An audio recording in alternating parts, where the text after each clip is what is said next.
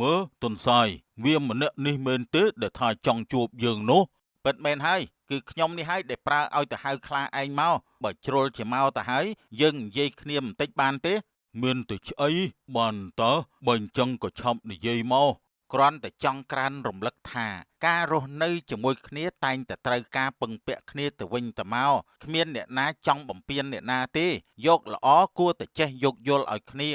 មិនបំពានយ៉ាងម៉េចគិតថាទង្វើដែលអ្នកកំពុងធ្វើជារឿងត្រឹមត្រូវឬពពួកសត្វដូចប្រាជ្ញាសុភាទុនសាយ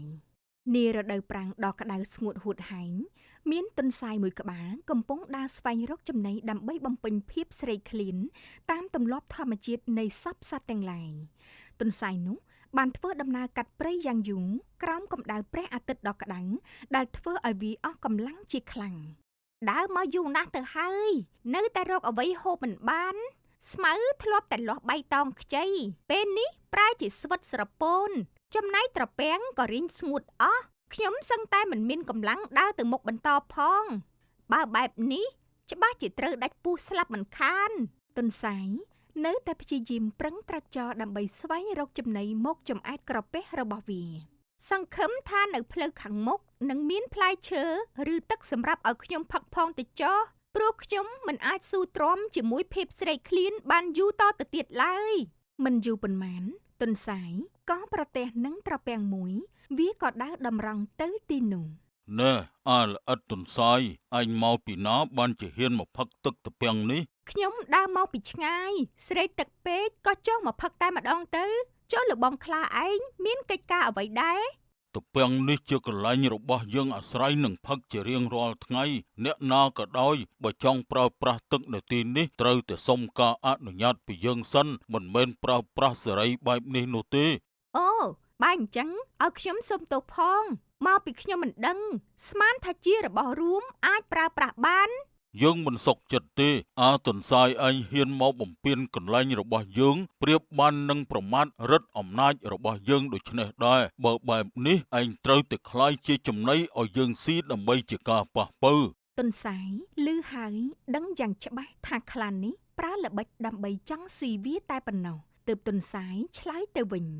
មៀតខ្ញុំនេះតូចណាស់រាងកាយក៏ស្គមដោយអត់ចំណីជាយូរបើបងខ្លាឯងស៊ីខ្ញុំមានតែស្បែកដ៏ស្វិតនិងឆ្អឹងគ្មានសាច់ទេ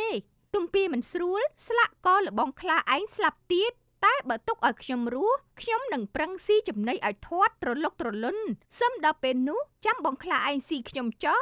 ខ្លាដល់ល្ងងជឿលើសម្ដីបោកបញ្ឆោតរបស់ទុនសាយដោយដោះលែងឲ្យវារួចជីវិត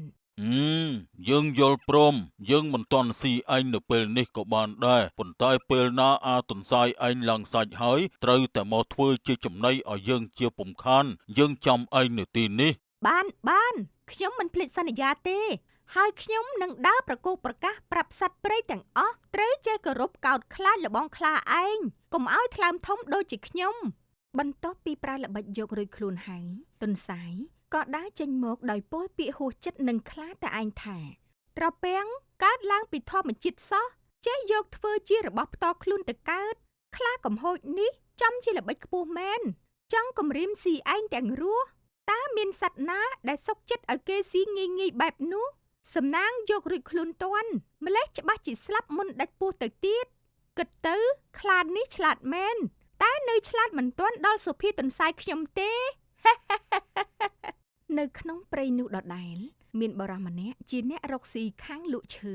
កំពុងរៀបចំលើកកំណាត់ឈើដែលគាត់កាត់រួចដាក់លើរ៉ឺម៉កហើយក៏ពោលទាំងហត់ថាទីនេះសម្បូរឈើល្អនិងមានតម្លៃច្រើនអញ្ចឹងតើទើបបានជាពួកថកែទាំងអស់នោះចង់បានណាស់ហើយដូចជាទុនដៃទុនជើងដល់ហើយសម្រាប់ហូបបាយយកកម្លាំងបន្តិចសិនអ្នកកាប់ឈើក៏រកកន្លែងសំគួរអង្គុយរួចដកកញ្ចប់មួយចេញមកដែលមានបាយព្រមទាំងផ្លែឈើបន្តិចបន្តួចសម្រាប់ជាបង្អែមលាងមាត់ដែលប្រពន្ធរបស់គាត់រៀបពីផ្ទះទុកឲ្យប្តីអាយ៉ាទំនងម្លេះធ្វើយ៉ាងម៉េចទៅបានស៊ីទៅណោះបើចូលទៅសុំតាមស្រួលខ្លាចក្រែងគេមិនអោយហើយចាប់ឯងយកទៅប្រឡាក់គ្រឿងទៀតទុកចិត្តអីមនុស្សសម័យឥឡូវមានតែប្រើល្បិចទុនសាយរត់តម្រង់ទៅរកអ្នកកាប់ឈើព្រមទាំងស្រែកឡើងថា ជួយផងជួយខ្ញុំផង ហេអាទន្សាយនេះមកពីណាបានជារត់ទៅហេបទៅហប់ស្រែកឲ្យគេជួយពេញទាំងព្រៃដូច្នេះ ជួយខ្ញុំផងអ្នកអើយត្បិតឥឡូវនេះរូបខ្ញុំមានទុក្ខធ្ងន់ណាស់សត្វមួយក្រុមកំពុងតែដេញចាប់ខ្ញុំយកធ្វើជាចំណី រឿងរបស់ឯងទេហើយយើងក៏មិនអាចជួយស្អីឯងបានដែរឆាប់ចេញទៅបើមិនអញ្ចឹងទេសត្វទាំងអស់នោះមកតន់ច្បាស់ជាមានរឿងដល់យើងមិនខាន អ្នកត្រូវតែជួយព្រោះមូលហេតុសត្វទាំងនោះដេញចាប់ខ្ញុំមកពីខ្ញុំបានប្រឆាំងនឹងពួកគេ ប្រឆាំងរឿងអីប្រាប់យើងឲ្យដឹងផងទៅមើល គឺសត្វទាំងឡាយដែលនៅក្នុងព្រៃកំពុងខឹងសម្បារនឹងមនុស្សខ្លាំងណាស់ព្រោះតែសកម្មភាពមនុស្សមួយចំនួនកំពុងតែបំពេញទៅដល់ពួកគេដូចជាការបរបាញ់សត្វព្រៃធ្វើឲ្យសត្វខ្លះសឹងតែផុតពូជអស់ការបោះចោលសម្រាមគ្មានសណ្ដាប់ធ្នាប់ពាសវាលពាសកាលនៅក្នុងប្រភពទឹកធ្វើឲ្យទឹកកខ្វក់បំផ្លាញជម្រកមច្ឆជាតិជាពិសេសគឺការកាប់ទន្ទ្រានព្រៃឈើដែលធ្វើឲ្យអាកាសធាតុប្រែប្រួលនិងក្តៅហួតហែងម្ល៉េះហើយសត្វទាំងអស់កំពុងតែប្រមូលកម្លាំងគ្នាមកតតាំងជាមួយមនុស្សចំណែកខ្ញុំបានព្យាយាមខាត់ទើបគេចោទថាជាសត្វមិនចេះសាមគ្គីគ្នាចូលដៃចូលជើងជាមួយមនុស្សក៏នាំគ្នាចាប់ស៊ីខ្ញុំ ចុះបើសិនជាឯងកុហកតើធ្វើយ៉ាងម៉េចទើបយើងអាចជឿទុកចិត្តបាន ដោយសារតែខ្ញុំគិតថាការដែលប្រើហិង្សាដើម្បីដោះស្រាយបញ្ហាមិនមែនជារឿងដែលត្រឹមត្រូវទេគួរតែរើយកការពិភាក្សាគ្នាដោយសន្តិភាពទៅប្រសើរខ្ញុំត្រឹមជាសត្វតូចល្អិតមានសមត្ថភាពអីទៅខាត់សត្វទាំងវងដែលធំជាងខ្លួនបានគឺមានតែពឹងមនុស្សនឹងហើយ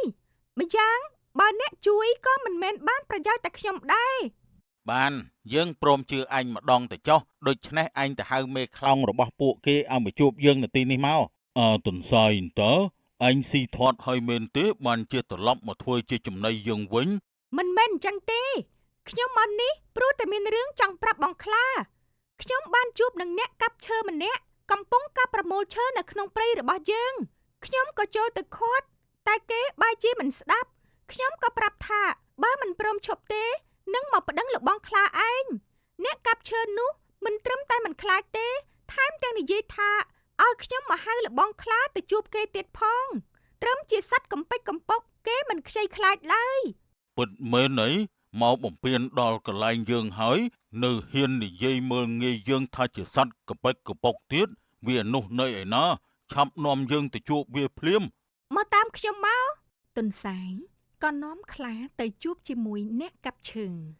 មើលទន្សាយវាម្នាក់នេះមែនទេដែលថាចង់ជួបយើងនោះពិតមែនហើយគឺខ្ញុំនេះហើយដែលប្រើឲ្យទៅហៅខ្លាឯងមកបើជ្រុលជាមកទៅហើយយើងនិយាយគ្នាបន្តិចបានទេ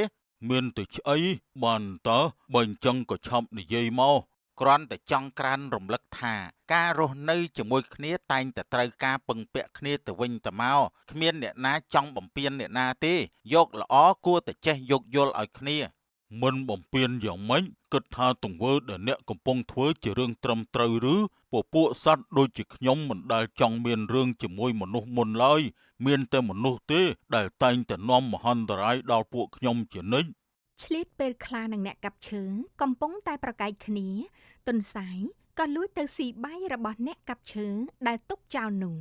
រួចចោះត្រង់ដែលពពួកសត្វកាចសាហាវដូចជាឯងដែលតែងតែស៊ីសាច់ស្រស់ជាអាហារចាប់ទាំងមនុស្សទាំងសត្វដូចគ្នាស៊ីមិននិយាយថាបង្កមហន្តរាយដល់គេឯងផងចំណែកខ្ញុំបើមានជំរើសក៏មិនប្រកបមុខរបរនេះដែរដើរចូលព្រៃមិនដឹងត្រូវជួបសត្វអ្វីខ្លះប៉ះចំថ្ងៃសោយចោលឆ្អឹងនៅទីនេះផងក៏មិនដឹងតែបើខ្ញុំមិនធ្វើតើមានប្រាក់ឯណាទៅចិញ្ចឹមប្រពន្ធកូននោះ ពួកយើងសុទ្ធតែមានកាតព្វកិច្ចត្រូវបំពេញរៀងខ្លួនមនុស្សមានតួនាទីចិញ្ចឹមគ្រួសារចំណែកសត្វក៏ត្រូវចិញ្ចឹមខ្លួនឯងដែរតែទោះយ៉ាងណាក៏មិនអាចលើកលែងឲ្យដែរព្រោះឯងបាននិយាយមើលងាយយើង ថាហើយខ្លាហក់ទៅកន្ទ្រប់ខំភ្លាមបរោះអ្នកកាប់ឈើនោះស្រវាបានពូថៅមួយរួចក៏តម្រង់កាប់ទៅជើងខ្លាតែសំណាងអាក្រក់គាត់ក៏ត្រូវដាច់ខ្យល់ស្លាប់បាត់ទៅចំណែកខ្លារងរបួសជើងជាទម្ងន់វាត្រដោរស្រែកដោយក្តីឈឺចាប់ អូយជួយខ្ញុំផងអូយជួយខ្ញុំផង ទុនសាយបន្ទាប់ពីវាស៊ីឆ្អែតហើយដើរចេញមកវិញកាត់មុខខ្លាកំពុងតែត្រហូដោយក្តីឈឺចាប់យ៉ាងប្រងើយហាក់ធ្វើមិនអើពើអ្វីបន្តិចសោះ